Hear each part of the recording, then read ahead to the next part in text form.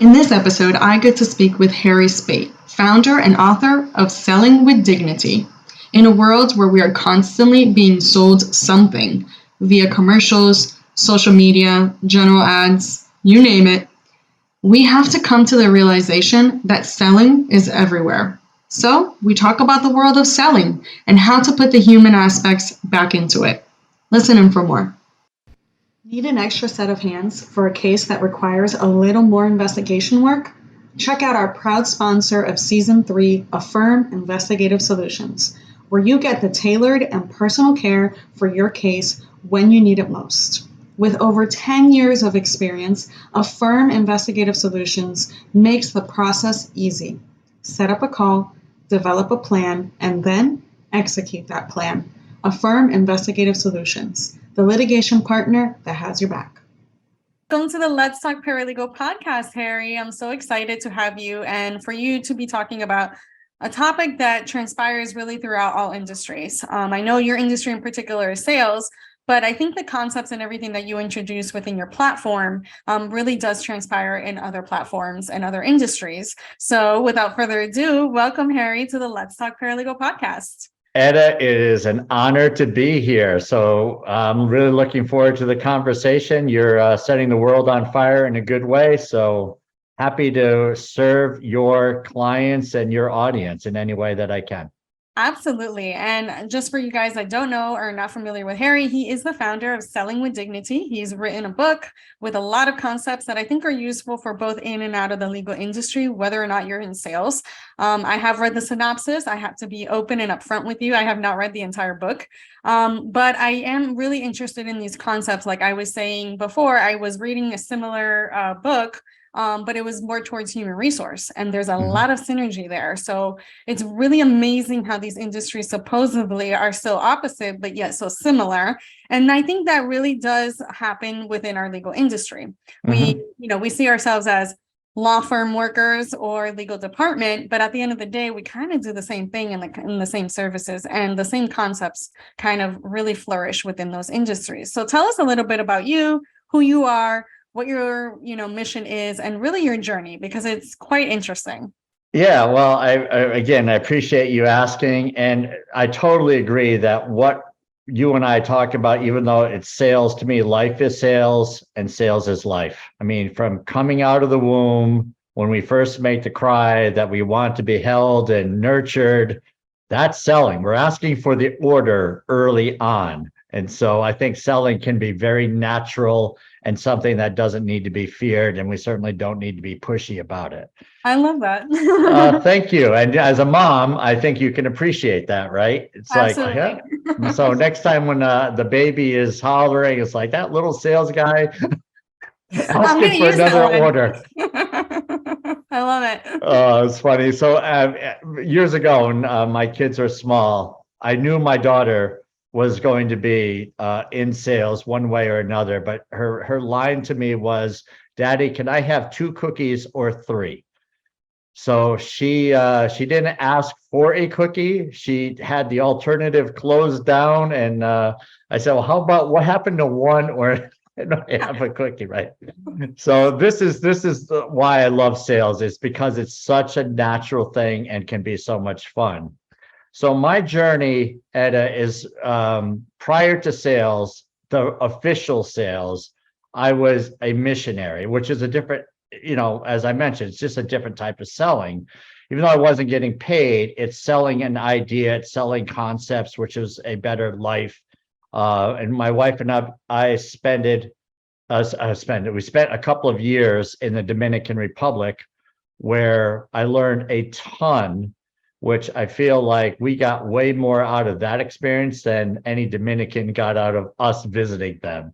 Aww. So it was a tremendous experience, and things that you learned about culture, being able to listen, being empathic with your listening. We had to show that we could relate to people. And that's not easy to do when you're a foreigner. Right? We didn't look anything like the Dominicans looked. We stood out, and then trying to speak Spanish. I was going to say the language barrier must have been a struggle.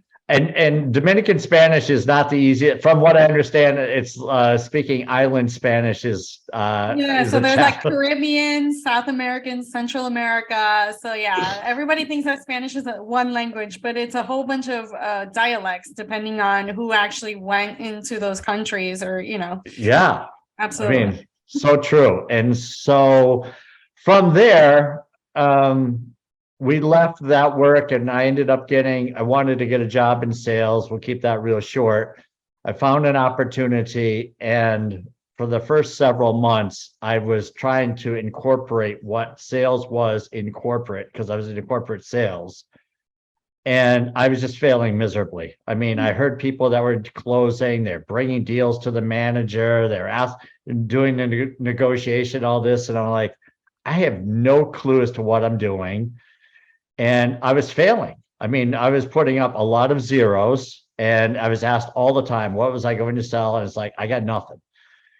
And so I was written up. I was put on a performance improvement plan with, you need to shape up or we're going to, Oh my goodness, you right? didn't tell me this before. No, I found this letter recently. It's one of those things that I saved. So here I was, the future is looking very bleak. And I remember saying, I know how to serve people. I'll just kill people with my service, kill them in a nice way, right? I'll win deals by serving people. And that just turned things around for me completely and became what I was, which is servant minded. I let go of I've got to have this sales persona thing. And I was who I really was, myself. And that led to a great career. I became a VP of sales for a Fortune 500 company. Washington, D.C., right? And so it was my mission background that led to this. And then after 20 years, I said, I'm going to write a book based on that experience. And I feel like it will help people who don't want to be the pushy, salesy type that just want to serve people. And there's business for them as well. And that's really what I focused on. And that's what I found. After I wrote the book as to how many people this definitely speaks to. I love that you said serve people, because I literally just wrote a post today on LinkedIn about us being servants of our people and our community. Yeah. Because I feel like as legal professionals, or as any professional really, because we're talking in generalities today, even though love you guys, love my legal community, but we get caught up in our daily tasks, responsibilities, the deadlines, the numbers that we have to hit, or the cases we have to close, or fill in the blank X, Y, and Z, whatever that looks like for you in this moment in time. We get so caught up in that we forget why we actually started this in the first place, what created this chain reaction, what initiated our fire, our ambition, our motivation in general. And that's where depression, anxiety, burnout, all these other related issues, physical, we get sick. A lot of people don't understand that even though there's not a cold or a flu or something going around, if you get colds or a flu, that's really your body telling you to slow down and calm down. And it's their defense mechanism, right? Because all we are is a very highly sophisticated computer. Really, that's really what the human body is all about. And since my yoga journey, I've learned a lot about the anatomy, which a lot of people don't realize that has a lot to do with it. Yeah. Right. So, I've learned about all of this, and it really is helpful to find outlets, to find purpose, to find missions, right? To find something that you can hold on to, maybe some daily reminders or something, right? Find something in your life that will really give you that reminder. And you as a missionary, of course, completely understand the needs of others and really understand a helpful hand, because that's really what missionaries do. They're there to help, they're there to guide, they're there to really just be there and be present, and then help them in any way that they can possibly be. And I have such a not only respect, just a very soft place in my heart, because there's a lot of people in my family and my community that are just, they call themselves advocates or missionaries or Christians or, Yeah. you know, whatever, in whatever form it takes. Again, the symmetry, the synergy. I don't think a lot of people understand that everything just is full circle. Yeah, So, totally. Yeah, you mentioned this led you to a book. Yeah. Okay. Let's Yes. talk about that book, and talk about, well, obviously we know the inspiration because you told us the journey, but really talk to us about like the principles and the things that led you to be like, yes, this is what the community needs. This is what the audience needs. Okay. So I just love what you said earlier about, Well, go, feel free. okay. Feel So, free. I Like, mean, you're not tied to it. right. I can't let it go as far as what you said about the body and how we're connected to our thinking and stress. It's like I was, in a high pressure job. I mean, I was VP of sales for a publicly held company in Washington, D.C. Mm. There was tons of stress that one could have. Oh, of course. I chose, there were times when I was super stressful, and then I realized that this is really not who I am. Hmm. And when I realized that, just because I had the title didn't mean I needed to live like a lot of people lived. And I chose to let go of the stress and to laugh and to enjoy the experience. And I totally agree that people who are sick all the time, you got to look at what's going on in your life. And when you'll find frequently that there's a big stress factor or factors that are causing angst in your life that are going to cause ailments to come out somewhere else, which totally agree with. So just wanted to show that I was in complete agreement with that. Of course. So the book, even though I wrote the book is for sales, people like yourself who have mentioned it or read it and said, well, this really applies to a lot of different areas. It can apply to parenting. It applies to marriage. It's not always about, when I say sales, but things that I speak about in the book is about being kind, being patient, being persistent, how to treat others, having a servant mindset, having a positive attitude, sticking with something till you see it through. I mean, these are all various topics that get covered, and we all deal with that, right? Absolutely. Whatever aspect of our life we're dealing with. Well, I need to be patient. An example, I think, as a parent, for instance, who of us doesn't want to just tell our kids that, hey, this is the way to do it my way, and just listen to me, right? We can blurt that out, but what do, teenagers especially, what happens to them? They're like, Dad, whatever you're saying now is a language I don't understand. Absolutely. It's just noise. Yeah. So we have to work at becoming friends, right? Someone that they can actually come to us for advice. And the minute we show that we are going to give unsolicited advice, it's sort of like the salesperson that's pushing someone to a sale when they're not ready for it. It is the same reaction, because we're going to push the client away and we're going to push our kids away. Yeah. And so my wife and I even have conversations about our own kids. I mean, we have challenges, right? I mean, trust me, we're normal people. We have tons of challenges.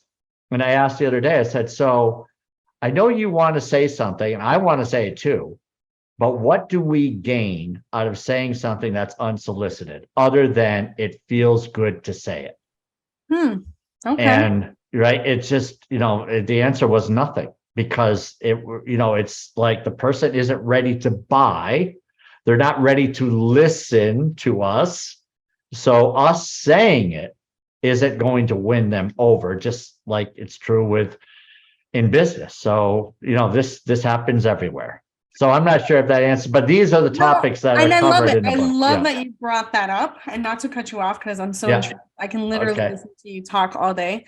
But I love that you showed that, right? That you reflected those things, because I feel like emotional intelligence, human interaction in general, people feel like it's so complicated, and people are like, oh, this person doesn't listen to me, or they don't understand me, or they're X, Y, and Z, and then that person in their life becomes either difficult, right? So it can translate in your professional life as a difficult client, as a difficult colleague, as a authority that doesn't understand your needs. And in your personal life, spouse, children, any family member, you name it, family, friends. So understanding that you have to meet them where they're at sometimes, right? And that can be tough, right? Because we have this really, really good and bad thing. It's called ego. And a lot of people just don't know how to let it go. And so that really creates some conflict. And then sometimes you're so into your head and you're so into your reality that you don't take the time to step back and be like, well, maybe it's not that they're not listening or understanding me. Maybe they're just looking at it and listening to it in a different way. So it's kind of like that very famous meme where there's like a 6 and a 9 on the floor, and then there's one person on one side of the number, and then there's another person on the other. And then if you look at it one way, it's a 9. If you look at it in the other way, it's the number 6. And so people are like, no, it's a 9. And then the other one's like, no, it's a 6. And it's like, well, you're both right. It just depends on where you're looking at it. And then obviously that translates everywhere. It translates everywhere in life. We can see it in our current narratives with politics and with society in general, what's happening around the world. We see it in current news, in late news, because, history loves to repeat itself. And the more you educate yourself, the more you actually read, the more you, and I'm not talking about reading just one set of skills, right? So one thing I've learned, and it took me a long time to learn, was that you need to read different perspectives so that you can create your own, right? So understanding other people, me being multilingual, that was a little easier for me than most, because I was able to understand the Hispanic side. I was able to understand the Hebrew side because my father spoke Hebrew. I was able to understand Creole because I learned Creole. So understanding, the more you learn through language, through culture, growing up in South Florida, it's the melting pot of America. We have almost every single nationality, ethnicity, this is where it's at. If you want diversity and inclusion, we are the creators and inventors of this, because there are so many different types of beautiful colors and beautiful cultures surrounding us day in and day out, that there's no such thing as segregation. There's no such thing as being ignorant to others or not understanding others, because it's just so blatant. You can literally just drive a street and see like a Jamaican restaurant, like a real, like actual, like Jamaicans are running, cooking, then get some oxtail, right? And then you'll have we have a West African restaurant, which is delicious, by the way. If you've never had West African food, it's amazing. So understanding all of this kind of really goes back to sales. A lot of people think I may have gone off the rail tracks here, but no, it all comes back to sales, to your legal profession, to your profession in general, to your those relationships that you feel that are hot, right? Not in a good way. And we always have we always hear about those stories about like the crazy aunt, or like the person we never speak about, and things like that. But I love that you say that. I love that you say being kind, right? We all know that in a world where you can be anything, be kind. We see this. We see this day in and day out. We see a lot of leaders, world leaders as well, carrying these messages. But I don't think it's actually retained. People don't actually retain those messages. Like they're like, oh yeah, that's a cool little saying. Or that's really nice for like people that don't live in my world. Right. You know what I mean? They can become cliche. We're all living in the same world, people. Yeah. Right. That doesn't work in my life, right? I've heard people say certain things like that. Like people will ghost in sales, right? Does that happen in the legal profession where someone just stops communicating and disappears. Yes, especially with clients. There's a lot of clients that just like you try to communicate with them and you try to reach out to them to get more facts, to get more information from them as far as like contact information in general. They either move and they never tell you, they change their phone numbers. And so here you are with a case and you have no idea what to do with it because they literally just ghosted, like you said. It happens all the time. Witnesses, when we're tracking down witnesses or when we're tracking down factual witnesses rather than expert witnesses. So there's plenty of that happening in the legal industry day in and day out, for sure. Yeah. And so, these are things that they're relatively new to us. I mean, it's like this is more of a recent phenomenon where people just disappear. So how are we being viewed? If we're annoying, we're going to have more ghosting. If people view us as inconsiderate, it's all about us, guess what? There'll be more ghosting. If we show up as being kind, we show up as a friend, we show up that we're concerned for their well-being. I'm not saying all the ghosting disappears, but it becomes a lot better. Where you can make a call, like anyone can make a call to their friends, and their friends are going to pick up the phone. And then maybe not right there, or they're going to respond to a text. We accept that with our friends. With the clients, though, it's like, why isn't this person returning the call? This idiot is not responding. Don't they know I need this? And we're projecting that they're an idiot. That shows up. Absolutely. It shows up. So we think it doesn't, right? We feel like we can fool people how we really feel. It shows up. It shows up in our face. It shows up in the way we listen. It shows up in our gestures. And so when people say, well, I can fool people, they don't really know how I feel. This guy, Harry, he's an idiot. And I'm just going to be nice to him and Harry will be fooled. I'm going to see through that, right? Most of us can pick up that sixth sense where we see through things.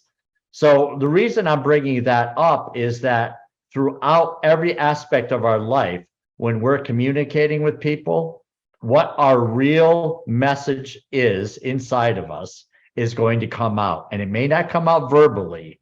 It will come out in other aspects and people pick up on that. And so we all do it. We all can recognize when someone's, playing us, but we think we can fool everyone else when we want to play someone. So this is all part of like what you said earlier, Etta, is understanding people in different languages and cultures helps us to be empathic, right? Help us to be empathetic towards them so that we can put ourselves in their shoes and look at the world from the way they view the world versus us and the way we view the world.